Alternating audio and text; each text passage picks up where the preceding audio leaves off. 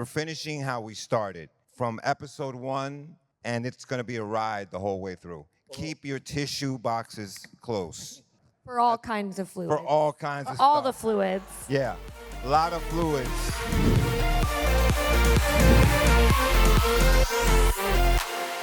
We're so happy to have all of you guys here. You've got so much energy. You're all smiling. This is very nice, considering some of the tone of some of the series. A lot of caffeine. Yeah, a lot of caffeine. Is that A lot of caffeine this morning. How's your interaction been with all the fans at your tables, signings and things? That been going well? Oh, it's been wonderful. I feel like there's so many people here. I'm very surprised. I'm shocked. This is one of the busiest panels I've seen. Yeah. Now, guys, we've got plenty to talk about. Just so you guys all know, there is going to be an opportunity for you to ask some questions to our wonderful cast here. So I'll be letting you guys know, and there are mics in those aisles that I'll tell you to go and queue at. Please be, calm, quiet. And remember, we do have 4 people. Let's try and throw some great questions at all of them. But we'll come to that later. In the meantime, I've got plenty to talk to you guys about sort of collectively and individually. So let's start with season 5. Now, I know it's not out yet, so you guys can't talk about loads, but we know that the photography finished in July. So we know you guys have sort of wrapped on what, hopefully wrapped, unless there's reshoots or anything. But how has that experience been for you without giving anything away for any storylines? Was it an exciting experience? Was it mixed emotions? It was a fantastic experience. I've got to say, we're so grateful that, firstly, to be, given the opportunity to get 5 seasons, which can be a rarity for a television show. And I think all of us were acutely aware that this was our last ride, and I think none of us wanted to, ride this horse into the ground. We wanted to go out on our own terms, to go out on top. And if you guys are a fan of this show, you are in for a treat, because season 5 is insane. I think it's our best season yet. It's gonna hit you right in the guts. It's fun, it's funny, it's got some shockers in it, and it delivers on every level. So we can't wait for you guys to see it. And I think for us, working on the show, it was bittersweet. And we were very aware that every time we were in a situation when it was going to be the last time we were all together and doing scenes. And, it's been a dream job, and we feel very, very grateful. So, thank you guys for that too. We really appreciate your support. Now, Eric Kripke, the showrunner, was saying that it's going to be a super big apocalyptic final. So, when you guys were first reading the scripts of this new season, were you excited to sort of see how your characters finally make their way to the end? Having seen where everything was left at season 4, were you very excited to see it all? I'll tell you, for me in particular, just the first episode, it was the same feeling as when I read episode 1, season 1. You turn a couple of pages and you're like, what? It's the same thing. We were finishing how we started. From episode 1, a shocker, and it's going to be a ride the whole way through. Keep your tissue boxes close. Wow. Yeah. For all kinds of fluids. For all kinds of stuff. all the fluids. Yeah. A lot of fluids. Well, that's a lot of fluids. That interestingly segues me uncomfortably onto my next question, because I just mentioned reading these scripts. When you guys have been reading the scripts through the last 4 series, there must be some moments where you're reading this going, what? So I wrote down just some examples. So Karen, we've seen you beat up a Nazi. Hell yeah. Cheer that. But then in the same breath, we've seen you pummel someone to death with an arsenal of dildos. So it's always a difficult thing. Karl, we've seen you as Butcher having, full-on power battles and putting holes through people. Laz, we've seen you being quite a grounded father figure for the team, but then also attending a brutal superpowered orgy. And then Toma, we've seen you get tortured and things, but then we've also seen you watch people exploding from their nethers.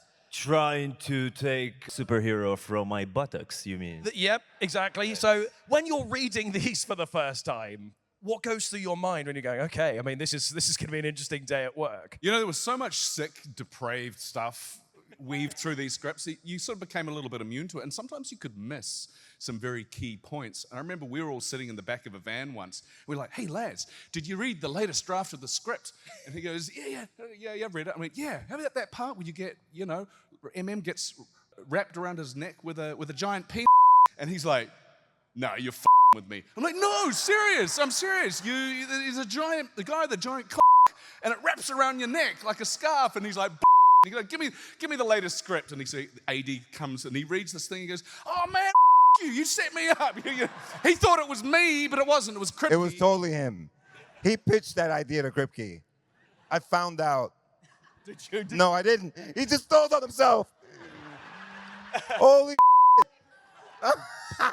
You The only broke thing I know character. about this story is before the actual penis came in, Karl took care of some artwork in our trailers of a beautiful picture of Laz with a giant penis wrapped around his neck. It was in our makeup and that's trailer. before we started shooting. That was actually a piece of fan art that someone had because he was like mother's milk and he was like, had this scarf, literally had a scarf on and he was cradling all the boys. Well, I turned it into a cock.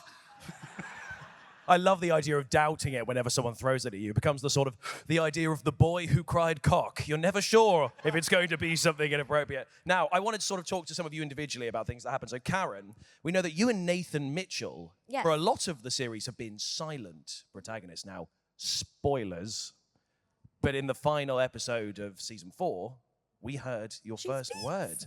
You speak. I mean, outside of the wonderful musical number that obviously She we had one of- speaks. She speaks on. So obviously it's also a sign language specifically made for the show, right? As well, that you use to communicate. Yes, we quickly realized when we began her signing journey in, was it season 2, season 3, season 3, season 3, season 3, I think. 3? Yeah, that someone like would probably know how to speak ASL. And we wanted the language to be something that was special between her and her brother Kenji, and then eventually with Frenchie and their point of connection. And so Kripke was like, we're just gonna have to make it. And Amanda, my sign language coach, she is, an ASL speaker, hard of hearing. She's lived with it her whole life, and she's created this whole Kimiko sign language, KSL we call it. KSL. And it's word for word. It was interesting to learn it, and it took me like 1 or 2 seasons to get to a point where I could improvise one word. Wow. So, but yeah, it's been a really important part of the character, I think. And as an actor, playing a silent, but you're having to really give a lot of those emotions through that and try and convey what it is. Has that been a challenge, or was it something that initially you got over and actually have managed to sort of embody? I think it's just tapping into different parts of your tool set, right? Because sometimes you have to exaggerate things to get the point across, and then a lot of times the scene is about listening to the other scene partner.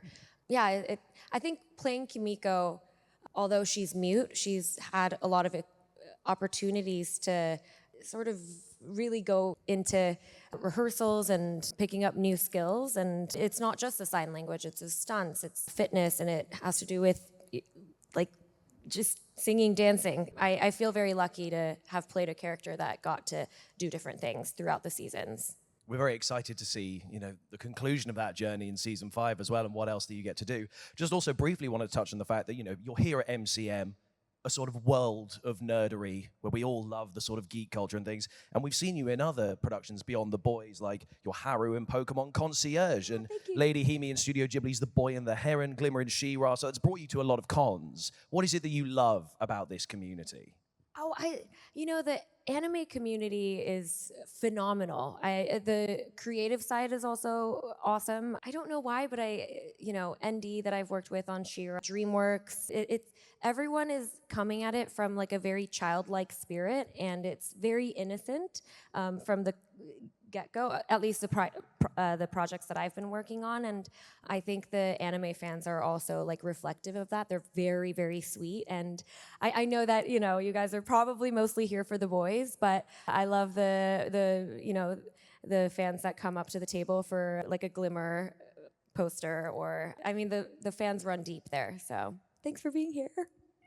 Cheer for yourselves there, guys. Right, Laz, I'm going to come over to you. We're going to talk a little bit about MM. I mentioned earlier that, quite the father figure on screen. But I hear from interviews that I've been reading about you that actually you're sort of the father figure on set as well as being a part of this. Yes, I was yelling at my children this morning I was tardy. being late to the van. Like, let's go, it's time to go. But no, I'm also one of the elder statesmen on the show. You just kind of, it's a family. It really is a family. Karl is like a brother, an older brother.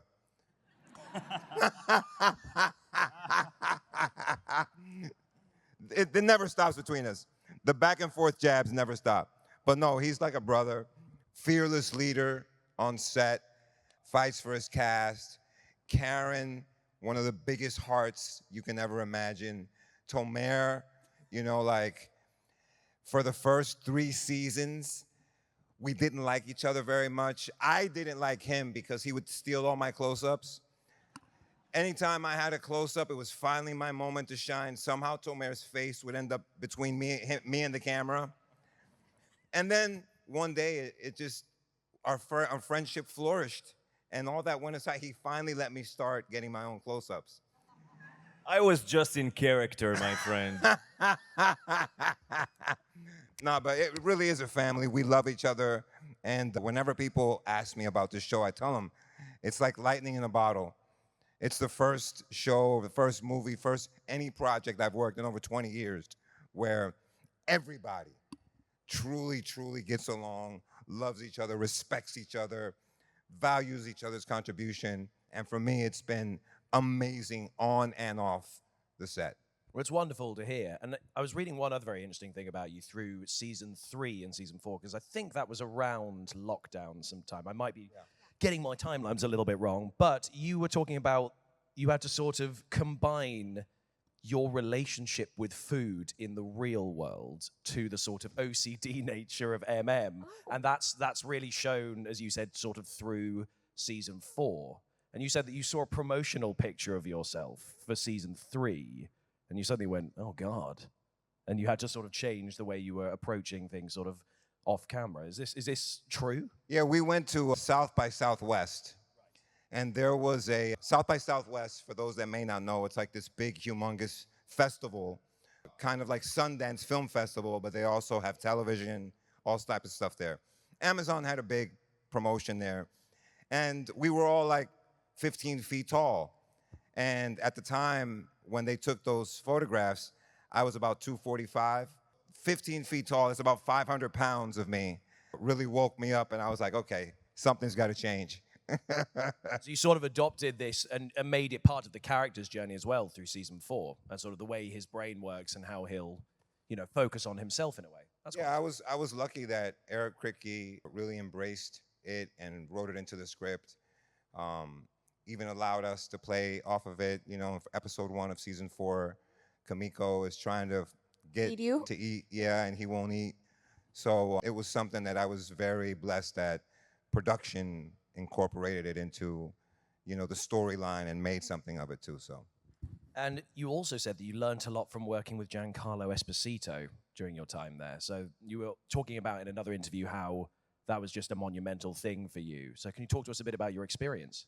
Yeah, I mean, I've been watching Giancarlo since before I was an actor, since I wanted to be an actor. He was in some of Spike Lee's, biggest films that kind of made him, and all the actors that I looked up to as a child were in those very early movies. And to finally be able to share the screen with him, in this show was surreal. Share some laughs with him as well. He's a very big laugher, master, humongous booming laugh. Tomer and I has shared some very good laughs with him as well. So yeah, I mean, that's the beauty of this industry, is that at some point or another you're gonna meet your heroes. Hopefully it's a good experience. I've met some that it was not a good experience. I'm not gonna say any names, but luckily he was one of the good ones. That's fantastic. Yeah. Well, we're all very happy for you that you got to sort of live that good hero experience with someone Yeah. like that, because you're right, can be a bit of a mixed bag. Now, I'm going to come over to your lovely self as well. So we were just discussing, the relationship between Frenchie and Kimiko during the show. Did you two spend a lot of time together, sort of off screen, just to really bring that caring nature together on screen? When we started the show, I loved how they built it from season 1. So the characters come in slowly but surely. We start with Butcher and Yui, and then Frenchie comes in, then Mother's Milk, and only after we get to meet the female Kimiko. So as an actor, I was so excited to welcome Karen to our group because we started something. The engine was working, and you know why you can plan and try to figure out stuff and try to, have your thoughts or ideas of how things are gonna look or be. But in the end of the day, you go on stage and you got those talented fucking people. I mean, really, like, now I feel comfortable talking about it because when you're shooting the show and we know we got another season and another season, you don't want to come and, just flowers in there. It's Frenchie. I'm not gonna tell them how fabulous they are. They know it. I think they know the respect I shared for each and every one of them without words. But now I feel so comfortable talking about it, like telling them how much I love them and telling them off screen how much they taught me. So when Karen jumped in as Kimiko, everything changed. And we started, it's funny, Frenchie and Kimiko, we started dancing. We started learning how to dance. It's like when a new couple comes into I don't know, a ring or a ballroom and start doing those first steps, they learn each other, how they communicate. And I think we were so respectful and gentle, and we loved our characters so much. And I was kind of halfway into Frenchie already, so I got her pumped up and excited about it. And yeah, man, till this, I mean, we're such good friends. It's chemistry helped Very a lot. close. Yeah, I know. Yeah. Yeah. I still remember the first time I met you. It was Jack organized a welcome drinks for me because I think I came in episode 4 and everyone else had already been shooting and had a rapport with one another. And I was nervous, of course. I mean, I was wondering who my Frenchie was going to be and if it was going to be a match made in heaven or hell. And from the get-go, like first drink in, we were already talking about our characters. We were like, so what are we thinking? And yeah, we sent each other videos. It was to be honest, it was such an easy process, and it's not like that with everyone. So I'm very blessed to have you in my life. And you guys do bring it across on the screen beautifully. You two have bless you. such Thank a you. touching relationship between your characters. And Yeah, just it's adding to wonderful. that, again, I'm saying, this is one of these shows that it's a big scale show and it's crazy. It costs so much money and so much effort and so much people behind the scenes. But I think because, obviously Eric Kripke, everyone around us, we became such family that it almost felt like we can explore our characters doing work. Like we could have stretched this relationship beyond the page, our relationship beyond the page. Whatever they brought, again, it was very a shared, cool experience to have. It's not like action cut kind of thing. That's not the show. And I think that's part of what makes the boys. It's there. It's authentic. You know what I mean? It is authentic, and that's a good segue for me, sort of, to come down all the way over there to you, Karl Urban. When it comes to authenticity, are you walking around sort of Jared Leto style on set, calling people swear words, keeping in the butcher personality as you walk around, or is this just you at home in general? No, I'm pretty adept at leaving Butcher on set. I think out of all of the characters I've played, though, he is probably my favorite to date, I think. I've had such a great time playing him. And obviously, playing a character over 5 seasons is quite different to playing a character for, 3 months or 6 weeks. So a very special sort of fond connection with Butcher and my experience with these guys. You do such a great job of sort of letting those cracks show through that really sort of tough exterior. So how do you as an actor sort of balance that to make sure that those moments of fragility actually have their weight to them? Well, really, for me, it's all part of the process. I mean, that's the job. And I think we're very fortunate in the fact that we have a wonderful collaborator in our showrunner, Eric Kripke. I think all of us will agree this is by far the most creatively rewarding experience that we've ever had. There's typically what will happen is we will get a script and then we will read it and we'll have some thoughts and ideas upon it, and we'll email Eric and say, what about this and this? And he will email us back and say, yes, I like that. Let's do that. No, let's not do that, but let's do this. And, through this sort of this collaboration, the script and the show just got better and better. And all of us, I think, were invested in our characters and, passionate and committed to what we were doing. And not just the cast as well. Our crew, our Toronto-based crew, we couldn't have done it without them. It was 5 seasons through the heat of summer, through blizzards, through thick and thin. They were with the trenches, in the trenches with us, and we're a family. And yeah, as Laz and everybody else said before, we're just so grateful to have been a part of it. I think it shows both on screen and off screen, actually. Everything about the production comes together great. But actually, watching you guys sort of talk to each other and reminisce about being on set, you can tell that it really is a family. You guys are the boys, even off screen. And I think that it's really, really lovely to see. And obviously, Karen, we spoke to you about sort of the other franchises you've been in, and it brings you things like this. Karl, obviously, we've seen you in many things. Lord of the Rings, Thor Ragnarok. We're going to get lots of whoops for various things. Mortal Kombat 2 coming out soon. So you're part of a lot of these, you know, worlds that people know and love at MCM. Is there any franchise that you haven't been a part of that you would love to be a part of? Oh, man, I feel like that'd be greedy. What's left, right? Yeah, what's left? But while I'm at it, actually, there is. No. I don't know. Listen, I never know what I want to do until I read a script and, you know, sort of get inspired by the material and you know, obviously I have a list. I just want to work with the best sort of collaborator that I can find and you know, on material that interests me. But this is going to be hard to top. Working with these guys, it's just like, as these guys said, it's lightning in a bottle. Well, we can't wait for 2026 when we all get to see how The Boys finally wraps up. But that's going to mark it for the end of the Q&A thing. I've got one little game that I want to play with all four of you. And while we're doing that, I'm going to ask people who would like to ask questions to our cast, slowly, carefully, and be gentle and kind to the people around you. Please make your way over there. I'm going to come to you guys momentarily. But first, are you guys aware of the concept of shitty superpowers?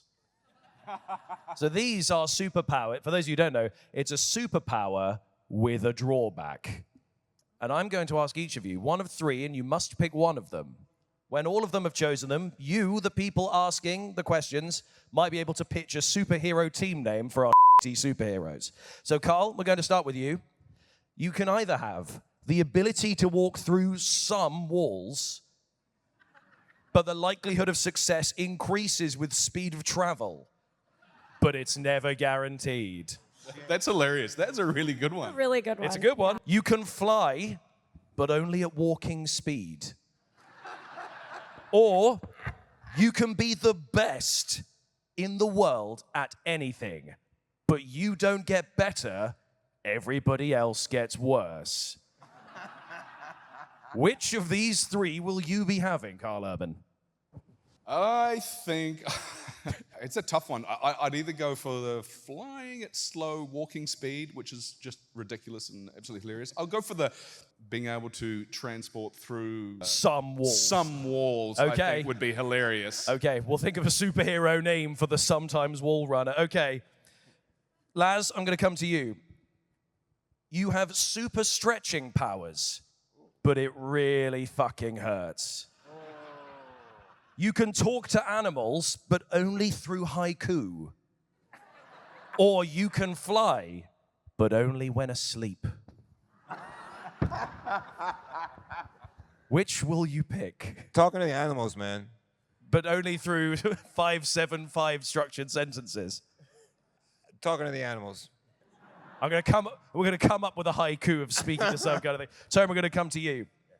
You can read minds, but your foreheads must be touching. Think how inappropriate that would be. Oh, I see. You can teleport, but only vertically. Or you can gain any knowledge from any book by simply touching it, but only on inappropriate parts of your anatomy. Of my own anatomy. Yes. I'll take that 100%. You're going to ruin Of public course. libraries. I'll touch myself. What's he doing? Okay, and finally, Karen. You can breathe underwater, but you can't swim. So I won't drown. Yeah, you won't drown, but Okay. you will sink. Great. Super strength, but you can no longer lift anything lighter than 100 pounds. So you only have super strength. Okay. So you can lift cars, but not your pet cat. Oh. Devastating. Oh. Or you have immortality until you write, say, or type the word pickle. At which case you will instantly drop dead. And it could be completely by accident, because you'll forget after a couple of thousand years. You'll be at a McDonald's and going, can you just remove the... And then that's it, you're dead. Oh my goodness. Which will you pick? I'm I kind of want to go with the pickle one just because I love pickles. So Well, then you're screwed. No, but then I wouldn't have to remove them from anything. Is that Oh, a you thing? could sign language Is that it. a Yeah, thing? that's true. Can I sign it? Can I sign it? You can sign it. I've only written write, No. say, or You're type. really checking if she Yeah, can or I not. had to look. aren't Is you? it in the fine print? man. No, it seems to be fine. Signing seems to be fine. Damn, a loophole. You're right. This is no longer a shitty I don't know. superpower. You're It's right. just a superpower. Immortality is also kind of scary to me. So maybe the underwater thing. I don't need to swim. I guess you could hold on to one of those underwater Yes. drones. I shouldn't be helping you. I should be trying to make Yes, these yes, worse. yes. Okay, I so want to channel Frenchie so hard and tell her, Tamara's- you don't have to answer this guy. Forget about it. Tomer is a wonderful swimmer. I'll just hold on to him. that's and then true. I'll- See, and then it yeah. really adds to the thing. Great, See, we're back at the perfect. boys again. Well, Perfect. those are your new shitty superheroes, guys. Maybe we'll come up with a cool team name for them. Guys, thank you for answering that. But now it is time for us to come over to our wonderful audience so that we can get some questions. Tomer, pick left or right. Right. We're coming over there. Hello, what is your name? What is your question? Hi, I'm Philippa. Welcome to London, guys. Hi. Having a fun time. My question is, if you got all of the boys' characters and all of the cast in the same room, considering, they weren't able to kill each other, who do you think would get along and why? Great question. What's that? All the boys and then the cast. Who would get along with who? I think Frenchie and the Deep can have some stories.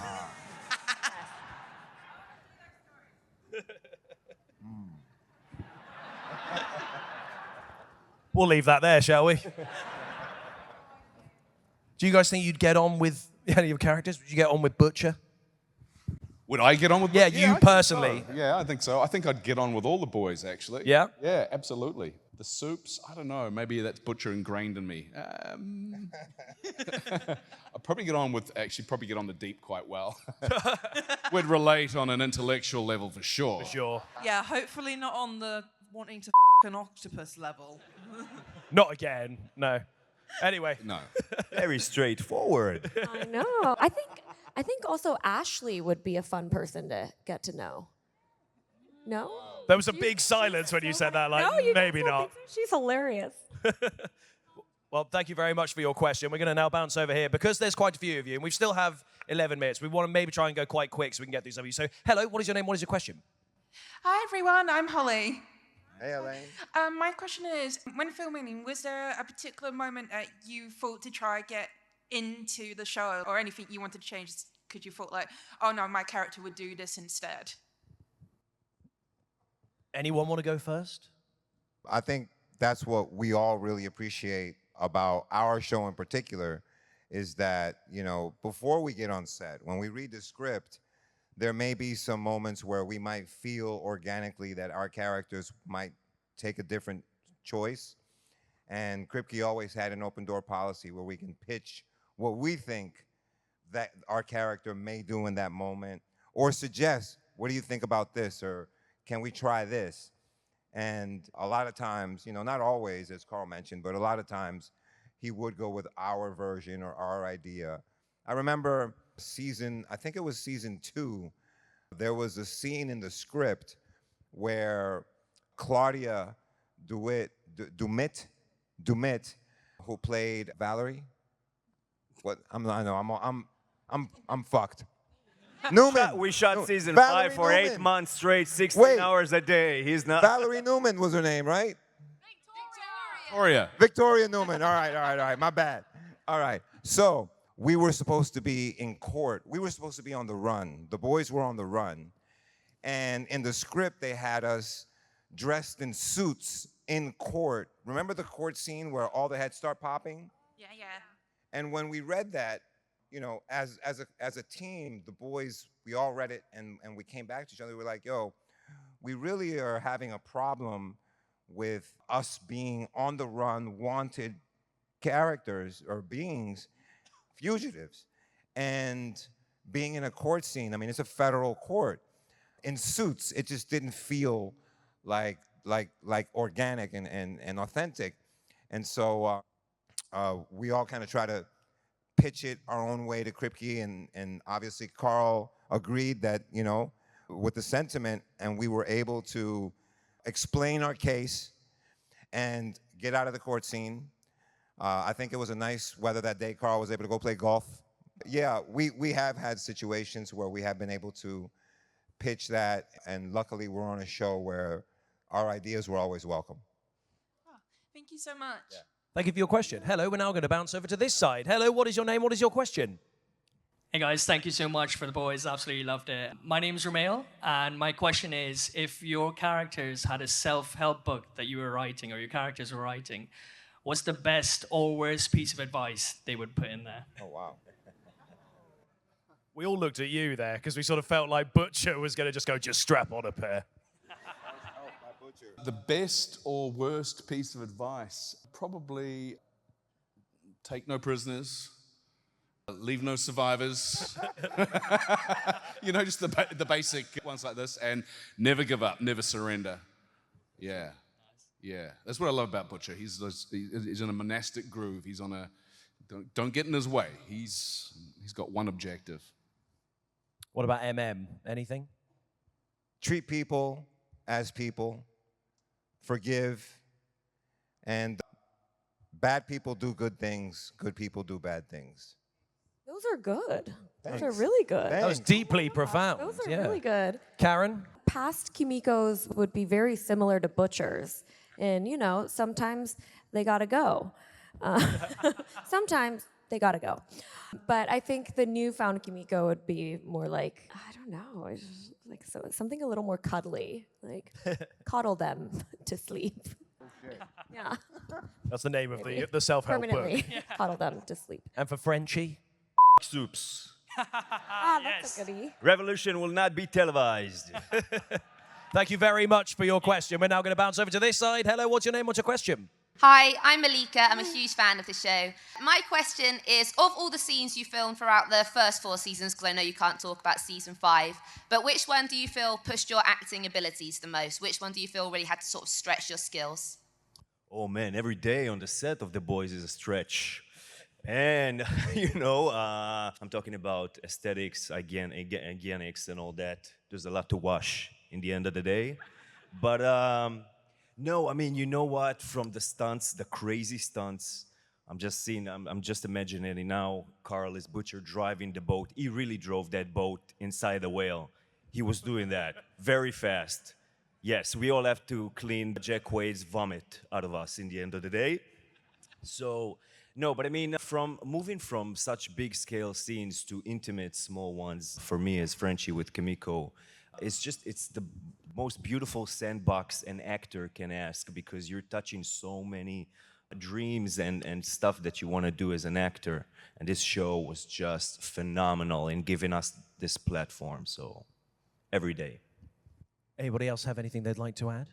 Or do you resoundly agree? I agree with that, and I think it was good to touch upon Jack, who would love to be here, but unfortunately cannot due to his schedule. But I remember that day we were in the speedboat, and he was having a rough time of it. Really never, I think, even been in a speedboat, and we had a helicopter that was hovering 100 feet in the air, shooting us, and I was going along, jumping waves. I remember getting to the end of one run, and the kid is white. And he goes, do you think you could slow down a bit? I'm like, oh, mate, yeah, I'll try. You know? And he goes, well, can we have a safety word? And I'm like, yeah, sure. And I'm like, well, how about Carl? And so if it's too much, you know, just go, Carl. And he goes, yeah, okay. So full tit, blasting along. I can't hear him. Because the engine's going, the engine is, right, you know, and this kid, the end of the run was like so wobbly and so not in a good way. And I've got a photograph of Laz, and he's like this with Quado, and he's like this, and he's looking at me like this. This is my favorite. I think that pushed Jack Quaid to the limit. It's not my fault. And then the boat sank. Yeah, the boat sank. The boat sank afterwards. That's right, because in true boys fashion, any mode of transportation that boys have is completely dilapidated, broken down. I have no idea till this day how they let you do this thing. It's crazy. Well, you know, I had to get my Toronto boat license to be able to do it. was Yeah, insane. I had to sit like a 40-hour course. I mean, I've got my own boat, and have done that in New Zealand, but I had to do that in Canada as well. He broke the boat.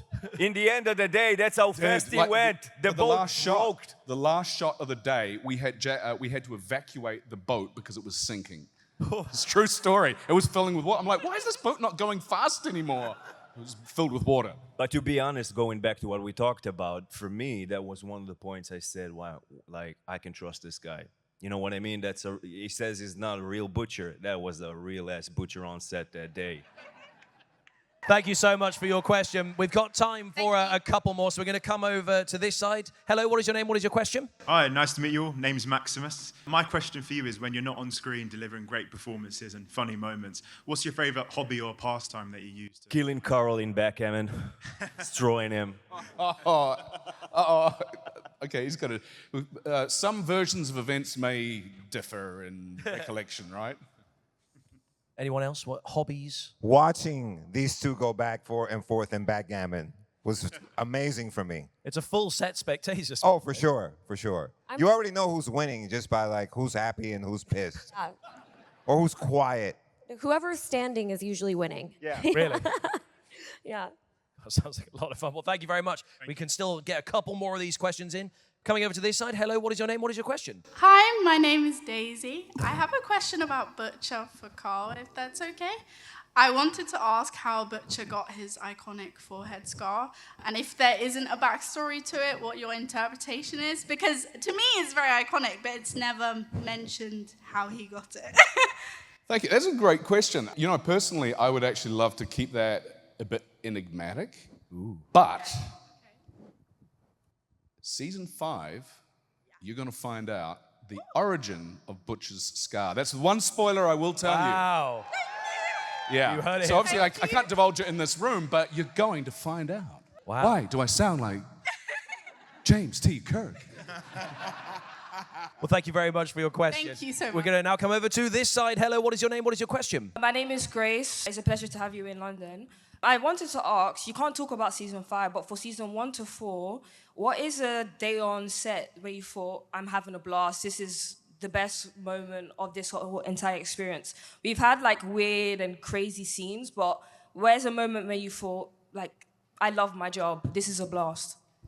For me, anyway, it's any time when we're not on set actually shooting, although that is equally as amazing, obviously, but it's getting to hang with these guys in between takes. You know, I've never experienced this with any other cast. We don't go back to our trailers. We hang out together. We play music, we talk, we laugh, we play, playing backgammon together, and it's that time for me, which was the most special memories out of the entire 5 seasons, because we would set up little base camps. We were in the middle of the woods, we were in the middle of in the frozen lakes, or wherever, and we're together, and that's what made it most special. I think mirroring what Carl just said, season 3 is maybe one of my favorite seasons, and I think it's because storyline-wise, all of us were together, and that's when the boat happened. That's some of my, like, the craziest things that happened to us as the characters. It was also happening to us in real life, and all of our group scenes, although they take very, very long, it's such a joy to be like a part of this gang of people, and it's always fun. Yeah.